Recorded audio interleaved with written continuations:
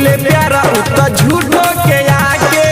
रोज मिलत बाटे दूसरा से जाके रोज मिलत बाटे दूसरा से जाके कइले प्यारा उत झूठो के आके रोज मिलत बाटे दूसरा से जाके कितनो मनाई लागता भाग जाई कितनो मनाई लागता भाग जाई बोली ले सौरी रे छोड़ी के जब से गइला से छौरी रे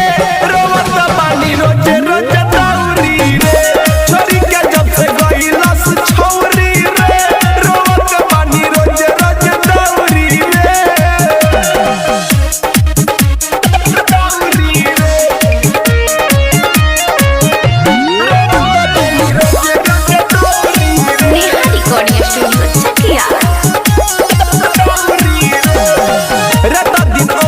पीछे रही पागल अबे न नींद हम रहतानी जागल रात दिन ओकरा पीछे रही पागल अबे न नींद हम रहतानी जागल ओकरा बिना हम जी नहीं पाई देवेला दिलवा पर भेला चलाई लागल कुछ औरी रे छोड़ी के जब से गइला से छौरी रे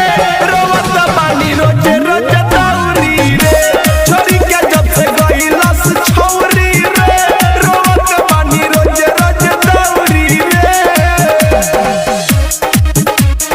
दौरी रे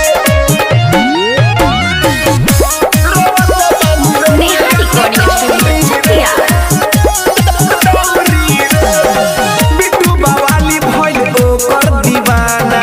हसे ब्रिज मोहन के सारा जमाना ठीक है सारे बिट्टू बवाली भइल ओकर दीवाना हसे ब्रिज मोहन के सारा जमाना कथी बताई हम भूषण के बात रे रोज घूमत बिया मुकेश के साथ रे साथ में जौरी रे छोड़ी के जब से गइला से छौरी रे